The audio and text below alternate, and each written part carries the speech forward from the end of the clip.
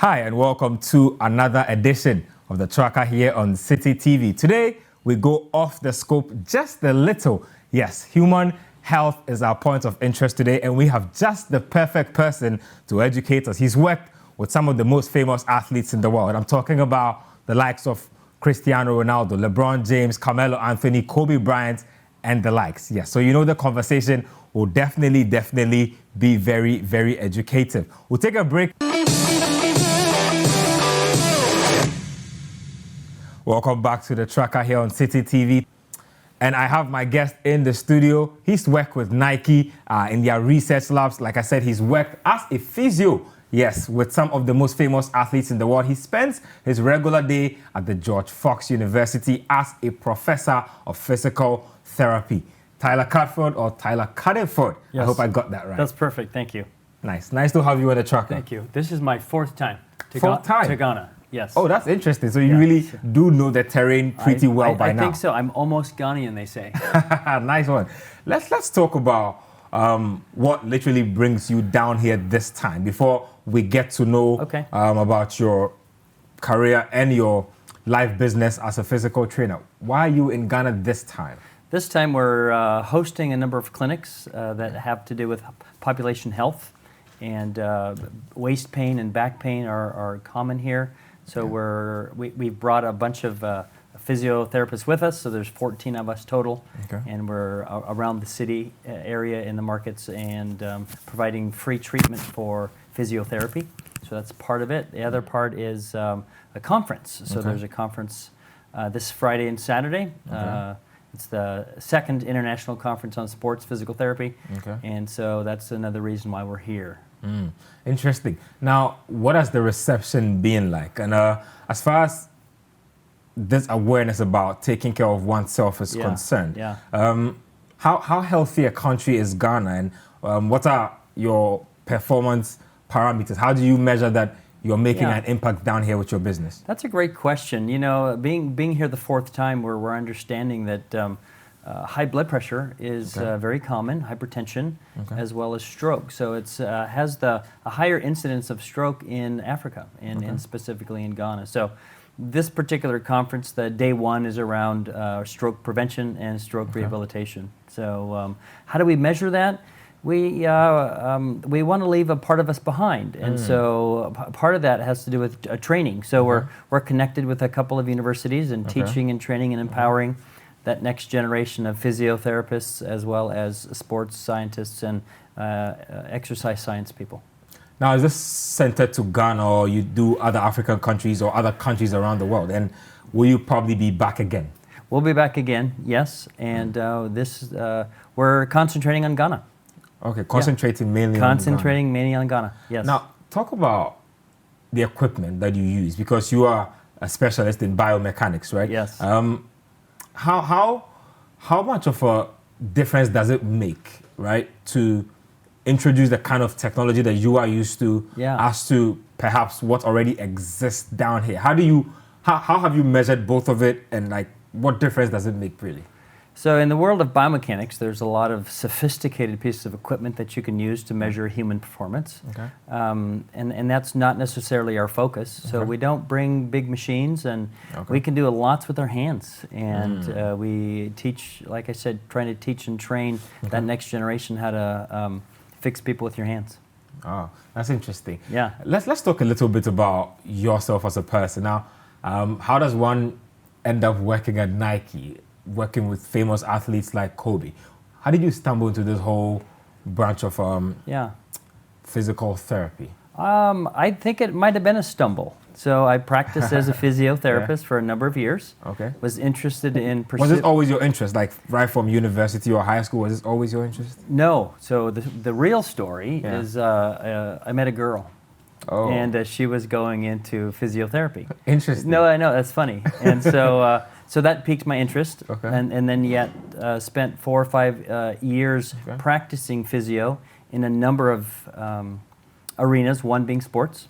And then was interested in pursuing more education. So I went from Oregon to Iowa and got a PhD in biomechanics.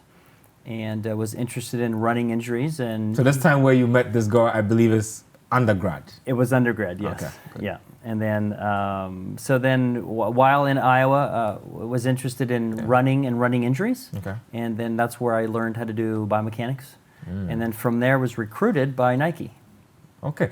Now, I like sneakers, so I was excited when I heard that you had done some work with regards to Nike Shox and the Air Shox in general. Yes. Now, tell me a little bit about that. How did that idea come up per se, and what's the whole mindset and thinking behind building shoes that have these little bounce blocks at the soles? So specific to basketball, it's about minimizing energy loss. So if you think about the way that basketball moves, if you have too much cushioning, you lose the energy in the shoe, and you lose performance as a human performance. So basketball looks at minimizing that energy loss. So there's technical elements of the shoe. So as an example, LeBron's and Kobe shoes, they have carbon fiber, inside their shoe to make it stiffer, so that can help them jump higher. So there's elements of that that are really specific to basketball, but it has to fit the culture of basketball. Yeah. And so, which is inner city, it's African American, it's hip hop, it's those kinds of things. And so, from a marketing perspective, you have to link that with the kind of the human performance perspective and make sure they match. Now, how much of a challenge was that? How much sales, how much of a success was it? I remember that I didn't own a pair, but a couple of friends of mine did. Yeah. That's like close to 10 years ago. Yes. Are they still around now? And how much have they revolutionized over time? They specifically which footwear? The Nike Shox. The Shox. They developed a specific foam that was more resilient than their typical foam. Yeah. And so from there, what happened is it really performed like just what I talked about. It minimized the energy loss. Yeah. And then we went to try to find out, are there other shapes? Because if you remember, they looked like springs. Yeah. Right. So are there other shapes that would improve performance or meet the requirements of basketball? And then from there, the idea came. I was in the basketball innovation group with a number of people, and we had this idea of what if we combined air with the Shox, and kind of see if that might help with performance and help with, like I said, this energy loss concept, and see if it resonated with the basketball consumer. That's interesting. From your conversation about the shoes, I mean, you're an academic. You work in the school full time. Yeah. Let's talk a little bit about African American students. Let's say perhaps even Ghanaians who have come into America to say try to play basketball. Yeah. I'm sure you've worked with a few, or at least seen a few. What is it like when individuals from down here who haven't had the fundamentals as early as some of those out there try to compete with kids that have been groomed physically or have the DNA of basketball players from the start? What is that like? It's very similar. So as we could maybe relate it to football. Yeah. Not American football, but soccer. Yeah. At a young age here, you develop quite quickly in the world of soccer. Yeah. So, and that's the same in basketball in the United States, where the inner cities, many of the large cities, basketball is more popular than football. Yeah. And so they start early on. Why is that? So, there are more basketball courts than fields to play football? Yes, it's because it's in the middle of the city. So less trees, less grass. Yeah. And so there's more basketball availability, yes. Now, talk about the kids that develop late, right? Yeah. I mean, you are 16 years and you're trying to get to a Division I school, try and say probably make it to the professional level. Yeah. How disadvantaged are you as compared to somebody who has grown up out there at 16, has probably been exposed to AAU basketball and like primed and ready to go? How big is that gap, and how possibly could kids who are out here look to bridge that particular situation? It's about time. Meaning the more that you play competitively, the more that you're able to improve your skills, that sets you apart from other players or other sports athletes. Yeah. If you can think about as soon as these kids, in these large cities, as soon as they're done with school, they go play.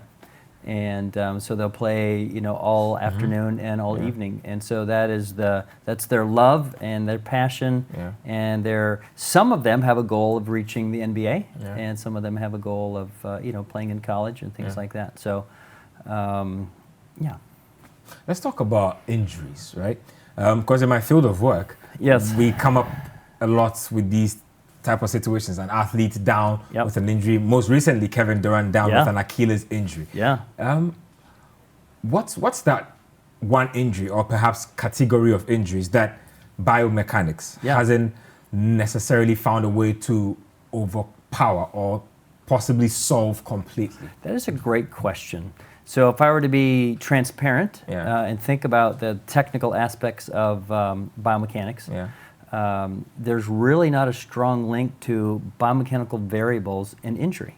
Okay. So we've looked at, maybe 100 variables, and there's not a strong link. So you have to think about injury definition. The definition of an injury is the body's failure to adapt. Okay. So as a biological system, you lift weights, you get stronger. Yeah. You run more, you get faster. Yeah. You lift weights in your legs, you can sprint. So in simple concepts like that, but yet if the load exceeds what your body's able to do, you get an injury. And so I think that was evident with Kevin.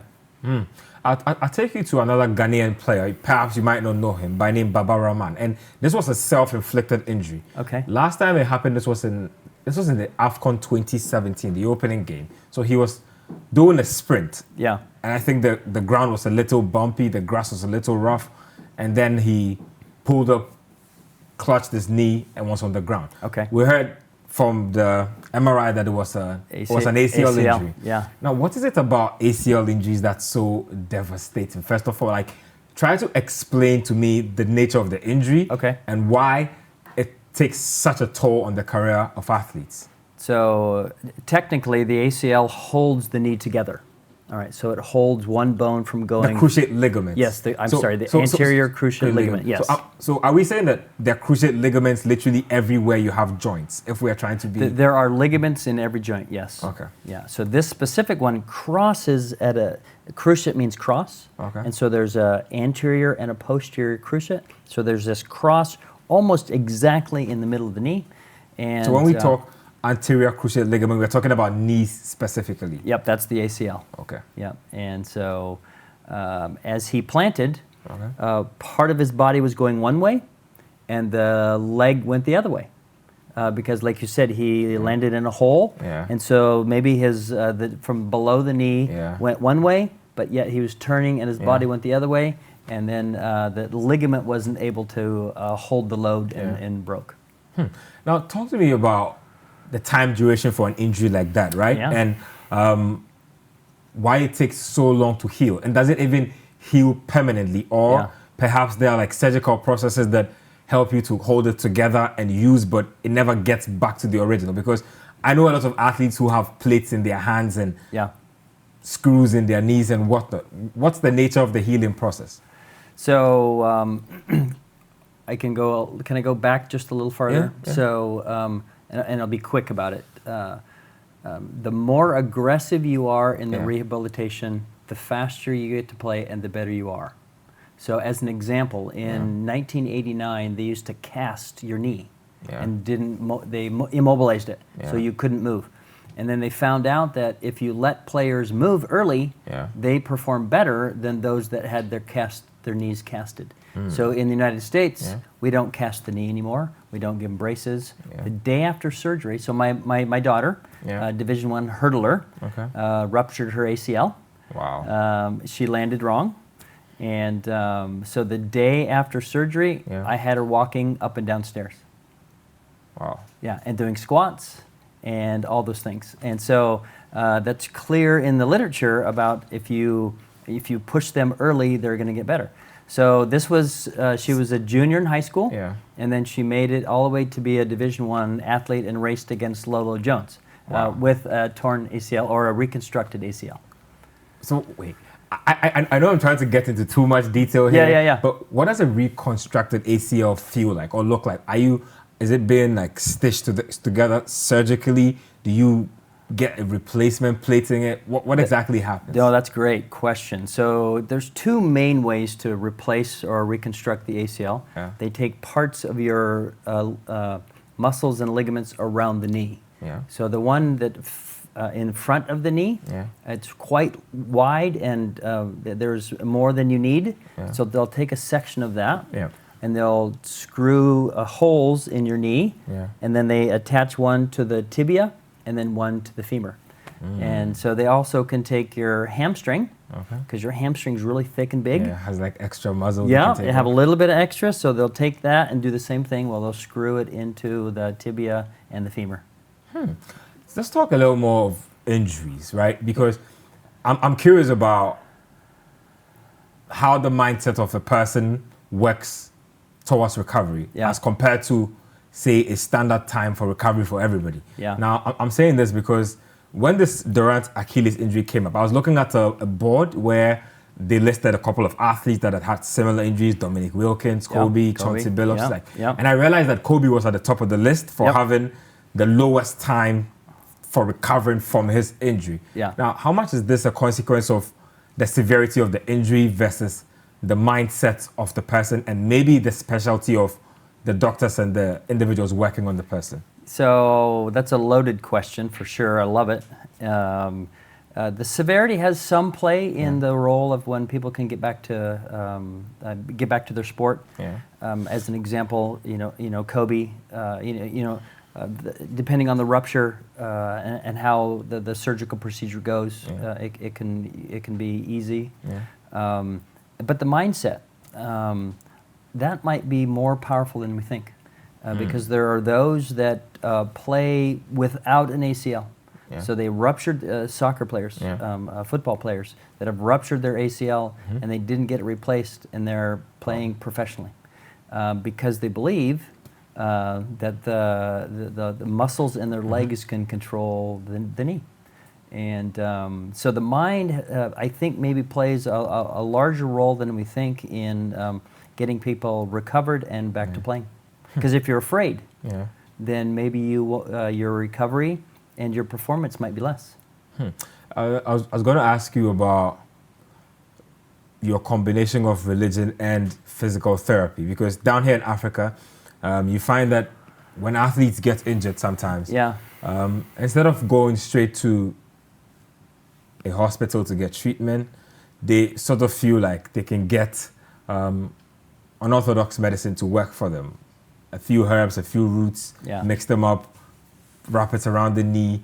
Some people do marry that with religion. It has to go religion. I don't know what religion you belong to, but have you ever encountered that situation where people try to marry religion, whatever background it is, with what you do as a physical trainer? Yeah, so we've experienced it here. So in the rural communities, someone might go to a traditional healer and then come to us to be seen as well. So we've seen the results of them coming with, like you said, herbs or powders or things that the traditional healers have done. But the beliefs are important, and so we understand even. So you don't try to rubbish that and throw it away? No, we don't. If people so this is where it's gone in the United States. If you believe that the surgery is going to work, then the surgery works. That's weird to us, right? What we're finding is surgery works for less than 50% of the people. The effectiveness of many surgeries. Let's pick the back as an example. Maybe only 25 to 30% of the people get better with back surgery. It's similar to a placebo. So meaning if you take a pill, the doctor gives you a pill and says that's going to cure your headache, 25% will believe that will do that, but it's only a sugar pill. It's not real medicine. So that's placebo. And so what's happening is we have to get better than that. We have to get better than just placebo. So many of these healers, the traditional healers or other Eastern medicine, there's a belief that will heal them, and it works. I mean, but it's only for a few %, and that's what we're trying to do. We're trying to do better than that. I mean, in your work with high-level athletes, have you come across athletes who, I mean, aside the team doctor and the team's setup, literally try to sort of take care of themselves in their own way? Does that happen sometimes? Not in the worlds that I've played. It's too professional. It's too supervised. Oh my gosh, yeah, because they're the physicians as well as the the physios on the team, and they're pretty particular in what the athlete does, and most of it's regimented along the way, the rehabilitation process. To take you back to school, right? What is it like teaching students about physical therapy? How interested is the average person in learning about physical therapy and about taking care of their own bodies? Yeah. Most of our students love exercise. They have an affinity for health. They have an affinity for wellness, kinesiology, exercise science. And so it's really easy for them to think about what might be that next step for them. So from undergrad to a graduate program, a doctoral program, they're highly motivated and extremely bright. So their GPAs are off the charts, and they're motivated, and it's really easy to teach them. I know this is really weird. So all we have to do is we set a culture of expectation, and I give my best every day, and we're expecting the best from them every day. And so we give as much knowledge as they can handle, probably more than they can handle, but they take it in and they love to learn. So it's very exciting. I was going to ask you about your own motivations. So at this point, PhD in physiotherapy work. I mean, how do you keep yourself going? Because from where I stand, you've worked with some of the most important companies, some of the most important athletes. Is what you're doing in Ghana here what keeps you going? Is that your biggest drive in the job now? It is. So I switched from high-level athletes, high-performance athletes, to population health. I'm supposed to change the world. And we can do that with our physical therapy program, training and equipping physical therapists to go change population health. So I love athletes. We had a little talk before the show, and I was a college athlete. I have daughters that were college athletes.